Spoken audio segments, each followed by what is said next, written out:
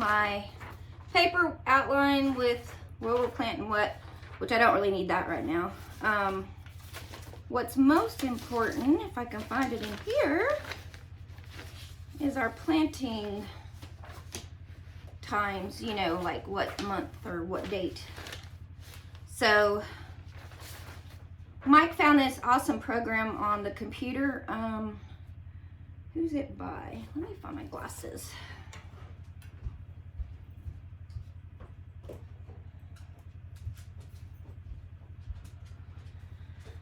Okay. Whew.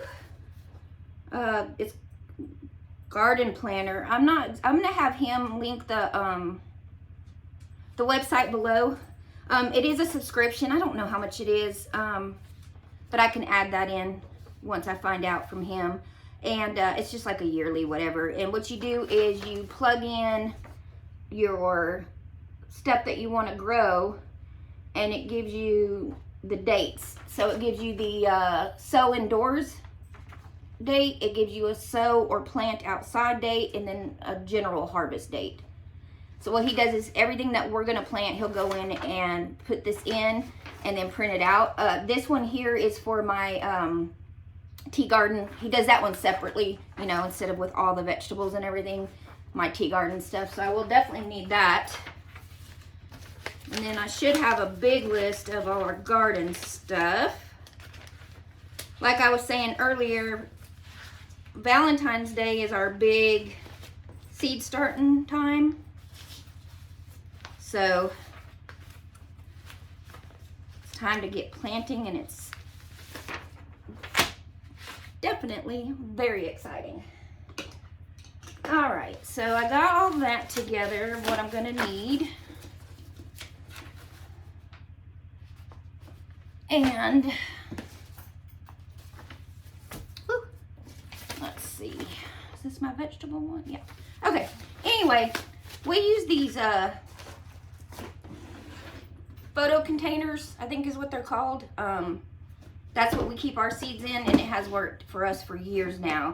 They have little boxes inside. I'm pretty sure you've probably seen these before on other channels, more than likely, because a lot of people do use this system on saving their seeds, or keeping their seeds, I should say. So some people do it by, like, this would be all of March planting, and this would be all of April planting, or whatever. We do ours in alphabetical order, which really works for us. That way we're not skipping anything, we're not missing something by doing it the other way. For us, it just works this way. Now, what I would like to do is come back through and maybe color code the labels. So for instance, kale is a March 1st planting. So, you know, I may come in and do like since Valentine's is like one of our big days, and that's like our cauliflower, broccoli, cabbage, spinach, bok choy, kohlrabi, all that stuff is what we're going to be planting this weekend for Valentine's Day planting. So what I might come through and do is redo their labels and do them like on, let's just say red, because it'll be Valentine's Day. And then March 1st planting, like for instance, this is a March 1st, the kale is. I may come through and do all them in, let's say, a yellow label.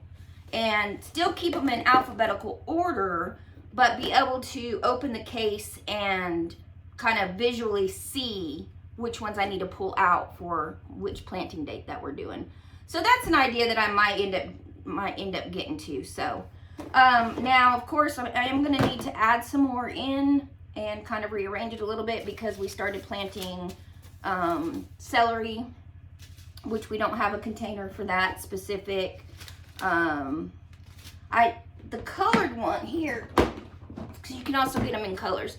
This is all my flowers. So the two white ones or clear ones are all like vegetables, and then my colored one is like all my flowers. And my herbs, I actually have a couple of containers. Let's see if I can find what I'm talking about. So like, oh, that's onion.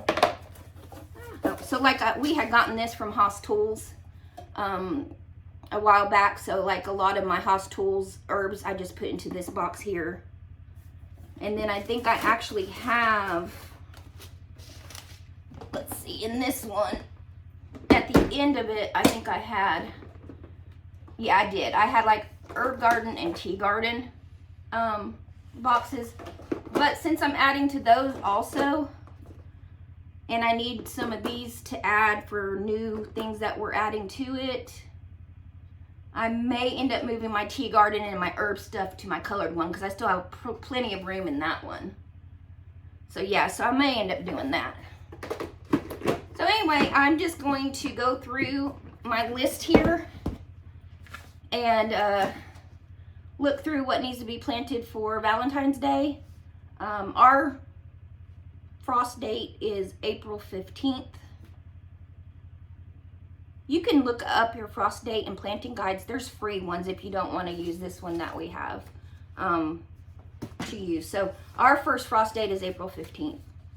And that's what we go off of. Of course, we have had times that it was weeks before our frost date that it just got warm and never got cold again. And then we've actually had times that we've had a freeze or a frost after our frost date.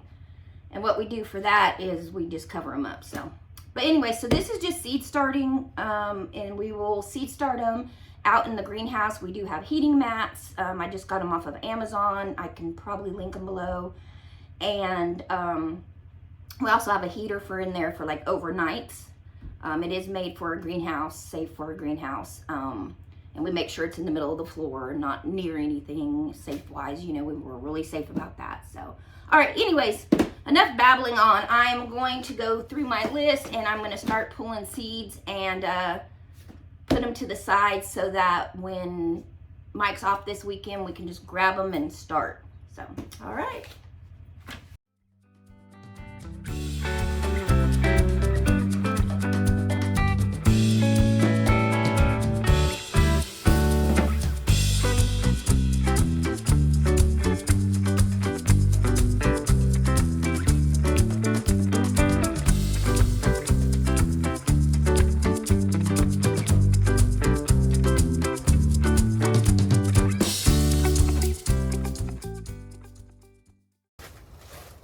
So if you've been with us for a while, you know that when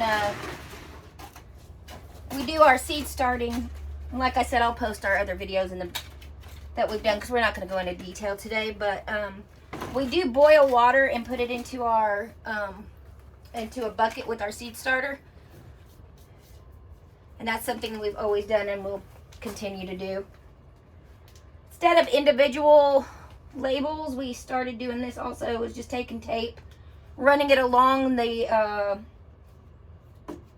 tray and marking which row is what in seeds, and that way we're not putting all these individual markers in that end up fading and getting lost anyway.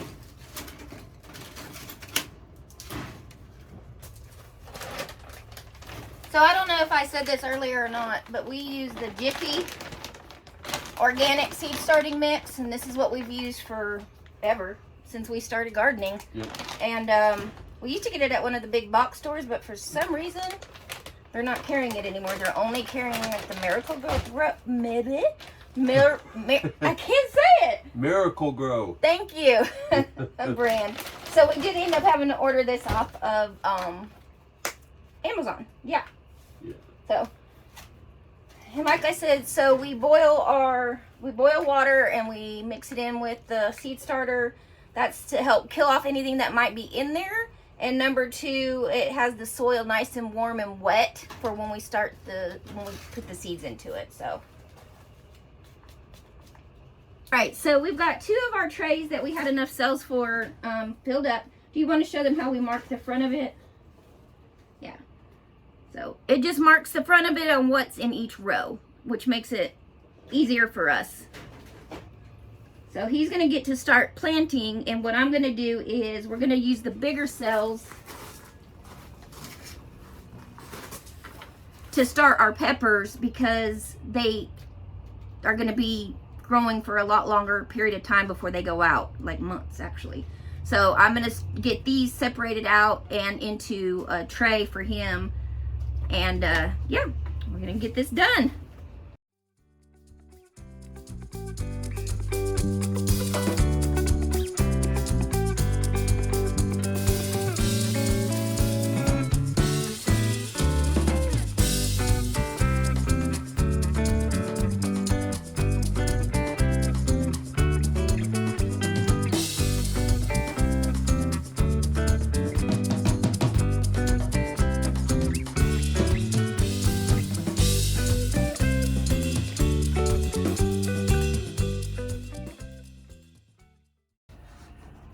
All right, so we got everything done. Mike's getting ready to water them in.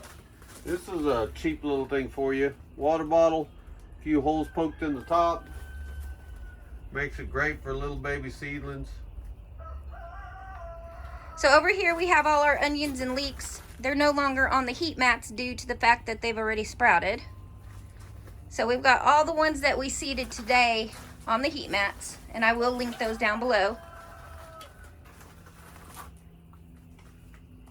So we're gonna get these watered in and keep an eye on them for the next while.